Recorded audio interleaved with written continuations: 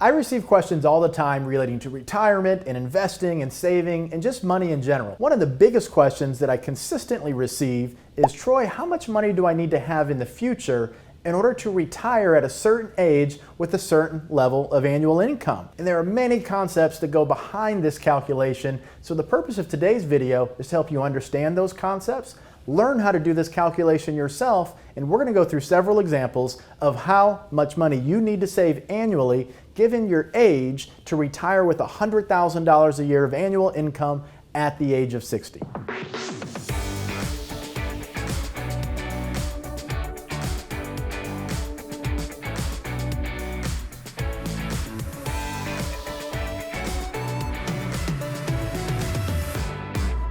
Hi, I'm Troy Sharpe, CEO of Oak Harvest Financial Group, certified financial planner professional, and host of the Retirement Income Show. So, as we look at this concept, I've created a little chart here, and this is going to be a cheat sheet. I'm going to explain how I created this cheat sheet, but doing this calculation involves many factors. How much money to save? What is your investment rate of return? What age are you now? How much do you have in savings? How long before you actually retire? What will be your future Social Security benefits? So this decision, or coming to the answer to this question, it's a complex question that involves a complex process, but I'm going to break it down and make it pretty easy for you to understand and hopefully be able to do this calculation yourself. So what we have here is a basic chart: retire when, in now, 10 years, 20 years, 30 years, 40 years. Social Security, I don't know what your Social Security will be in the future, but you can go to ssa.gov, create a profile, and look at your benefits, and it can help project into the future. They even have calculators you can play around with to help you determine what your Social Security benefit will be in the future. Right now, if you retire at full retirement age, the max Social Security benefit for one person is around $3,100 per month. So if you have two working spouses, that's about $6,200 per month, or almost $75,000 per year, in that range. In the future, these numbers will be higher because Social Security is indexed to inflation. So ssa.gov, you can put that in. If you're married, look for you and your spouse and come up with this number to help you have a more accurate calculation. Savings, this is what we're going to figure out today. Two components to that savings number: how much do you have now, and how much will you need in the future to support an annual income of $100,000. Now, you see this is increasing, and the reason it's increasing is because of inflation. The concept of inflation is pretty simple. A dollar today is worth more than a dollar in the future. So if I were to tell you, I'll give you $1 today, or in 20 years I'll give you $1, which one would you take? Of course, you're going to take the dollar today, because you could invest that money, and in 20 years, hopefully it's worth $2, $3, $4, or $5. So a dollar today is worth more than a dollar in the future. So when we want to spend $100,000 today, that's the true value of that number. But if we want to spend $100,000 in the future, we have to discount in order to calculate that. And all that means is, in 10 years, if we want to be able to buy $100,000 of goods and services, we're going to need about $128,000. This is using a 2.5% inflation rate.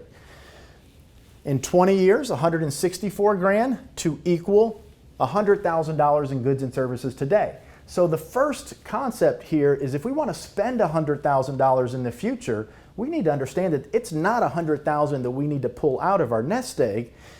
If we want it to be $100,000 in today's dollars, because today's dollars are more valuable than future dollars, we need to plan on pulling more money out of our nest egg, and the longer in the future our retirement is, the greater impact inflation will have on our dollars, so we need more money. If you're 20 years old and you want to retire in 40 years and spend $100,000 in today's dollars, you need to plan on pulling out $268,000 per year. And then as you go through retirement, inflation, of course, will still exist. That withdrawal needs to increase to keep up with inflation in the future. Okay, so here's the basic chart that I've created. If your goal in retirement is to spend $50,000 a year, not $100,000, this still applies. I'm going to show you how to do the calculation, though, to look at inflation based on your particular time frame. Okay, so if we want to retire in 30 years, coming back here, this is the cheat sheet, 30 years. To spend $100,000, we're actually going to need 210 because of inflation. So we're going to take 210,000, the magic number here, subtract out the Social Security benefits. This is the amount of money that you will need to withdraw annually from your savings. Here, 210, I just assumed Social Security would be 85,000. Subtract that out, we get $125,000. With that number, we take 125 divided by 0.04. The reason I have 0.04 here is because that's what's known as the 4% rule. The 4% rule simply says if we withdraw 4% of our nest egg, we should be able to live through our age 90s without the fear of really running out of money. Now, it's not an exact science. It's not something that can guarantee you success, but as a rule of thumb, it's a decent number to do this calculation based on. So we divide the number we got in step 1 by 0.04, and this tells us that in order to have $125,000 withdrawn from our savings, be able to increase that for inflation throughout retirement, we need to have about $3.125 million saved. Now, once we get this number, we need to do a time value of money calculation. So this is pretty straightforward so far. I'm going to teach you how to do this time value of money calculation. So all I've done, I've come to the Google search engine. I put in TVM calculator. I just go to the first one up here. I've used several of these before. They all pretty much do the same thing. You can even get an app on your phone to do the same thing. But if you click here, I'm going to walk you through how to do this calculation. Okay, so future value. Pretty self-explanatory. We just calculated that we're going to need $3.125 million. To withdraw, again,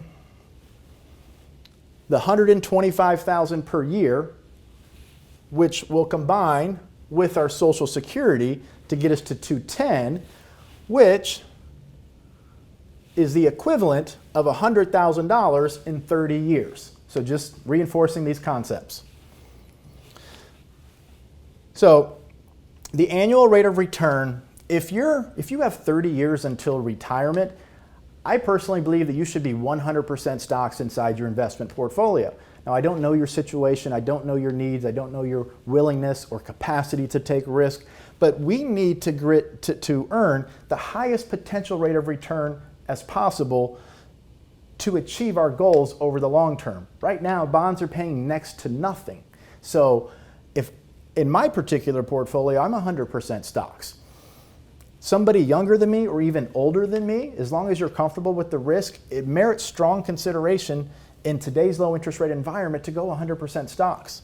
So I want to be still conservative here, even though we're looking at a 100% stock portfolio if you have 30 years until retirement, and assume we earn 7% on our money.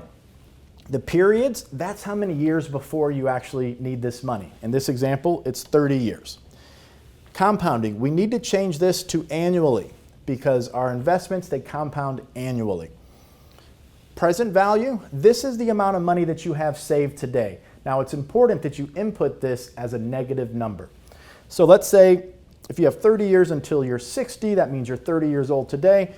If you're watching this video, hopefully you've been diligent about saving and you're watching because you want to learn how to be a better saver, better investor. I'm going to assume here you have $100,000 saved up by the time you're age 30. And then all we need to do is solve for payments. We click the payment button. So that's $25,000 per year. We need to save to get to $3.125 million if we're 30 years old, want to retire in 30 years, and spend, after inflation, $100,000 a year in annual income. Now, some of you may be saying, this is a huge number. I can't save $25,000 a year. If you're 30 years old, that's completely fine.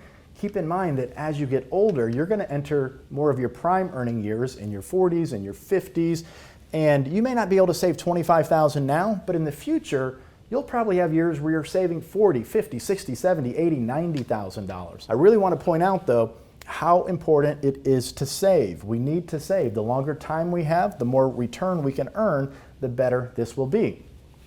Let's assume we make 9%. We only need to save about $13,000 per year. So going from 7 to 9 almost cuts the amount of money you need to save in half.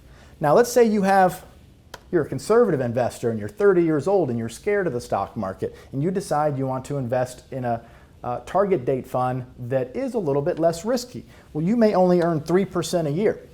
Let's bump it up to 4%. In that instance, now you need to save $50,000 per year for retirement. So the annual interest earned is extremely important when you are looking at how much money you need to save for the future. Okay, coming back here. This is a little cheat sheet. So if you want to write this down, pause the video. The time value of money calculation, the present value is your current savings. Do not forget to put the negative sign in front of it. The negative sign, negative 100,000. Future value, this is the future value needed, which we just calculated right here. R is the expected rate of return. If you're young, I encourage you to talk with an investment professional, understand your risk tolerance, but in today's low interest rate environment, considering going very heavily allocated towards equities, for most people is probably a really good idea. There will be lots of volatility there over time, but the alternative inside your 401k of bonds is paying you next to nothing and will never get there without saving massive amounts of money, much more than we otherwise would if we took advantage of the stock market's long-term expected growth. N is the number of years before retirement. And remember to switch it to compounding annually.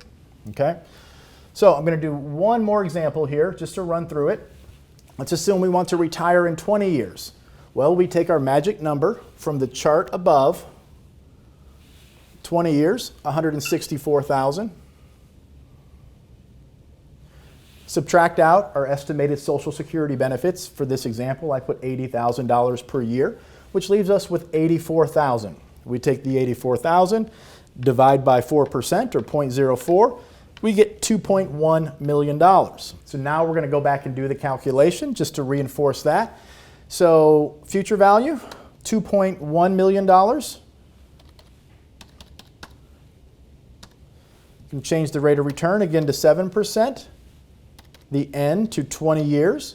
Annually is compounded. I'm going to assume if you have 20 years until retirement, you've done a bit better at saving, and you have $150,000, let's say.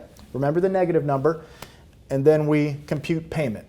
So now we need to save $37,000 per year over the next 20 years in order to achieve this $2.1 million number.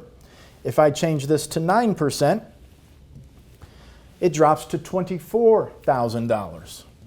If you're a conservative investor and you're scared of the stock market, if you are, I encourage you to watch my video, Stock Market for Beginners, and several of the other videos I have about the stock market. There's no reason to be scared of it if you have a long term to invest. Change this to 4%. Now it jumps up to $60,000. So again, we need to earn good interest, and one of the best ways to do that is the stock market. Okay, now I want to show you how to calculate your own magic number. Meaning, what if you don't want to spend $100,000 a year in retirement? What if you want to spend $80,000 or $120,000? I want to show you how to do that calculation. So, back to the time value of money calculator. Let's say you want to spend $80,000 per year in retirement. So we put the $80,000 because that's the today's value. Payment is going to be 0. Future value, not going to put anything in there. I use a 2.5% inflation rate. Right now, inflation is less than 2% in the general economy. Medical expenses is much higher than 2.5%. But historically in this country, 2.5%, 3.5% is what we've seen. But we are in a very, very unique economic time. 2.5% is not a bad number, but you might want to play around with this to see what impact inflation can have on your magic number. Period. So let's say we have 20 years before we need this number, compounding annually again, and we just compute future value. So if we want to spend $80,000 in the future of today's goods and services, the value that $80,000 would buy today, we're going to need $130,000 pulled out of our retirement nest egg at a 2.5% inflation rate in 20 years. this 131,000. Now this would be your magic number. So then we would take that 131,000, we would subtract out your estimated future Social Security benefits to get a number, divide that by 0.04, and then we would go back and do the time value of money calculation in order to determine how much you need to save each year based on how much you have, the interest rate earned, the number of years before you need it, etc., just like we went through this whole video. Now, I did not do a tax calculation because I have no idea what taxes are going to be in the future, although I do believe taxes will be a lot higher than they are today. So everything that I just went through does not take into account the impact of taxes, because when you have money inside that tax-infested 401k that you're probably contributing to at work, every time you take money out of there, you have to write Uncle Sam a check. So this is what we call tax risk. How much will you pay in taxes in the future? If we're continuing to contribute to that traditional part of the 401k, you're not only carrying investment risk and inflation risk, so many risks, you're also carrying tax risk. So I strongly encourage you to consider contributing to the Roth part of your 401k. Most of you should have this option at your employer. The difference is the dollars you put in, you will not get a tax deduction today for. You will pay taxes on that savings contribution. But in the future, after you've put all that money in and it's grown and you start to take money out, you will never pay taxes on the growth or any distribution from the Roth portion of your 401k. If you're getting an employer match, you will still get that match if you contribute to the Roth section, but that match will go into the traditional side of your 401k, and that when you withdraw it in the future, you will have to pay taxes. So watch the video that I did about Roth 401ks. If you're not contributing, and most people are not, we need to consider making contributions to this Roth 401k. Again, I encourage you to reach out to a financial professional, a CFP preferably, in order to help you determine what is best for your situation. But I'm in the boat. The taxes are going to be a lot higher in the future. The more money we can get inside this Roth 401k, the better you're going to be. Because from a retirement planning standpoint, when I'm building retirement income plans for clients that come to see us, they typically have 3 buckets of money. And if they don't have 3 buckets, we're trying to create this third. This is what we call retirement account, IRA money, that the traditional 401k will roll into. We want to have a tax-free bucket, and we want to have what's called non-qualified, which is savings essentially. So when I build an income plan, we can take a certain amount out of here, a certain amount out of here, and a certain amount out of here. If taxes are higher in the future, I can take less from here for my clients and take more from here or more from here. So part of what we're doing here is positioning for the future to have the flexibility to have a better retirement. If you like this video, make sure to hit the subscribe button, hit that thumbs up button, and share this video with a friend or family member so we can help them be more connected to their money so we can all have a much brighter future when it comes to our finances.